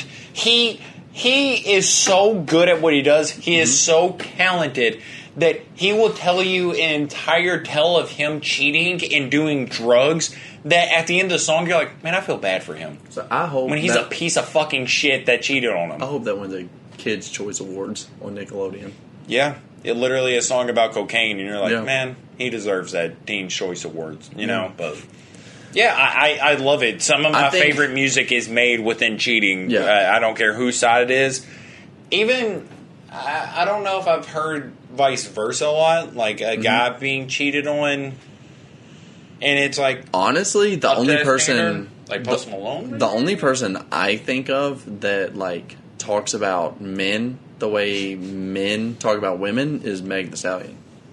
Yeah, but she talks about, like, riding their face. Yeah, but she used to. She used to kind of be like Bro, I'll treat men like shit. Do you remember her video, her IG live video that she was like, I'll make a dude come like 3 times? You're asking me if I remember? Of course I remember. Yeah, what'd you think about that? I love Meg Thee Stallion. But like, I think it's crazy. Times, no, I don't. I have no motivation after like I've came half a time. Like, I couldn't imagine coming an entire time and being like, let's go 2 more rounds. Like, I am not. That is not like. I'm not trained for that. Like, every single porno I've ever watched, the guy comes and it's done. Like, there's not a Hangover 2. There's not a prequel. It's the guy comes and it's over. It's fucking done. So whenever I heard Meg say that, like, yeah, it doesn't count. Yeah, is what I think she said. Yeah. It doesn't count unless they came like 2 or 3 times, or like she's had to come a certain amount of times. Yeah, but that's one of those things. That's how men talk about women. Yeah, but the more times that a woman comes, it's better for a guy. But whenever ultimately the guy comes, done. Like it's usually, done. Yeah, not for Meg. I didn't like that. I like coming, but that made me scared to come. It really did. So, I don't know, wherever I heard that video, I was like, that is some of the most intimidating shit I've ever heard in my life. And this is the only point in my life where I wish Meg Thee Stallion wouldn't have sex with me. I'm scared. I am genuinely scared to have sex with someone I'm very attracted to. Yeah. No, I've never felt that way. Outside of my ex. My song of the week. Forget everything that I said last week. It's 16 by Baby King. It wasn't going to be. What is that? 16 by Baby King. The outro. It's not the top of the morning song. That would be a very good part to have in an outro, though. Saying top of the morning. Top of the morning. Top of the morning. Top of the morning. Like the Let's entirety Let's get that shit. Yeah, the entirety of the build-up is like you waking up, and then you roll over and Kendrick Lamar's right beside you going, top of the morning, top of the morning, top of the morning. And you're like, let's get this shit. You know, like you wake up beside Kendrick Lamar, like you wake up and get this shit. No, it's like the 3rd song on the album. That's weird. Yeah. But no, 16 is my favorite Baby Keem song ever. I need to listen to it. Because my favorite Baby Keem song of all time is Family Ties, the one with Kendrick. And one of your first songs of the week. Yeah. What was it? Oh, what is it? No Ties or something like that? Something like that. No, you're thinking of Family Ties. I know. That's not what I said. I was like, that is completely wrong. No something? No. It is no. No something. Clue? No. I'm thinking Blue's Clues. I'm thinking of that Sad App's Steve Burns video that I just No sent Sense. You. No Sense. Do you remember that video I just sent? Did you watch Blue's Clues? Yeah. There is a video that This is our last segment. Oh, okay. Go ahead. Last segment. Okay. Song of the week. Lips of an Angel by Hinder. 16 by Baby Keem. And we got to talk about Steve Burns from Blue's Clues delivering the most gut-wrenching, heartbreaking, most satisfying, nostalgic video I have ever watched. Yeah. I liked Blue's Clues growing up. I was never like fully in love with it, but the way this guy goes about talking and storytelling, it is like 3 minutes went by, and I didn't know 3 minutes just went by. Like, I felt like my entire childhood was summed up in 20 seconds. Yeah. If you haven't seen it, just look up Steve Burns recap Blue's Clues. We can put the link in the bio. Yeah, and it is absolutely beautiful. He does so good, but apparently he has a. I don't know. I would say again because I haven't watched it. I don't know if it's a stand up or just like kind of a TED Talk thing. Really? But yeah, I didn't know that. And the where we both saw it first was Reddit. Yeah. And in the comments is people just saying like, "Oh, this guy is so good at storytelling," and I'm like, "He's pretty good on Blue's Clues," like that. That's as far as I knew. But apparently, there's like this 17-minute thing where he is storytelling, and people are like, "Yeah, I watched this, and I honestly didn't even want to watch the whole thing because it's 17 minutes." But they was like, I felt like 2 minutes just went by, and then I looked at the video and it was over in 17 minutes. It just went by. Wow. They was like, this guy is a artsman, storyteller. Like there's nobody like him. Like he's this good. Like, and I genuinely felt that over the span of 3 minutes of this video. Like he was able to express so many feelings. Like I feel like me and him got caught up. Me and him fully got caught up with each other in 3 minutes, and I didn't even say a word to him. Yeah. He was able to be nostalgic while not, relying on the tropes. Like, he didn't wear, the outfit. He didn't try to, be he like, was just hey, I'm the guy from Blue's Clues. Like, no, he didn't really try to. He was just like, hey, remember? Yeah. He was like, me and you grew up on this shit. Remember, we started off with Clues. Yeah. And then I went to college. Wasn't that weird? And then he even ended the video so perfectly. It was just like, it was like, hey, you look great. I don't know what you've been doing, but keep doing that. And dude, the moment that really got, I don't get emotional over shit like Marley and Me or The Notebook unless I'm trying to get some fucking puss, but the things that get to me is stuff like him saying that, he was like, I'm glad me and you became friends. Yeah. Like that, even just re-saying it, that gets to me. He was like, it means so much to me that me and you are friends, and he's like, I'm glad you're doing good. He was like, and we both been through a lot, Yeah. He's not just relying on the fact that just oh, I've been through a lot, I know you don't know, but he was like, yeah, life's been crazy. You know what I'm talking about. Because genuinely, overall, that's true. Yeah. My life, I don't have, a movie-worthy life story to tell since the last time me and Steve Burns have caught up on Blue's Clues. But he's still right. Yeah. Life has been crazy since the last time me and that guy, had any interaction, but he still doesn't even know I'm alive. But the way he's talking, it feels like it's me and him. Yeah, and it's genuinely being. I mean, I feel like I'm being way dramatic with this, but it's just not. Exactly. I feel like anybody that watches this will understand what I'm saying on how impactful that is. If you watch Blue's Clues and you watched the episode where he left, then for you... And it was a big moment in your childhood. Yeah, you understand. Because he just abruptly leaves. And he even addresses that. Yeah. And then you'll understand that we're not being dramatic on this. Yeah. That it does feel like a part of your childhood was gone. And you feel like you're getting caught up with this guy. Because it feels like... I didn't even have an older brother, so this is crazy for me saying... It feels like an older brother leaving you during your childhood. Yeah. And then he comes back after college and being like, hey, I know that was kind of crazy. You was young whenever I was left, but I went to college. I bettered myself, and shit's been crazy, right? I know I missed out on a lot of shit, but it's glad me and you have kept this together. And that's exactly what it feels like. Yeah. And this guy doesn't even know my fucking name. Yeah. He has no idea who I am, but I felt every word that he said. And it just I don't know. It just resonated with me. Mm-hmm. I'm talking to a family member. Yeah. Who kind of left. Though I don't know. It's crazy shit. It's amazing. I mean, if that was a song, that'd be my song of the week. I mean, I don't know. It's so good. I genuinely want to watch Steve Burns' video at I have it on my save watch later. I really wish I remembered it so I could say what it is. If you ever got time for it, The video is called "The Moth Presents," not prevents. They do not prevent Steve Burns, but The Moth presents Steve Burns' famousness. I haven't watched it yet. This is purely off the suggestions of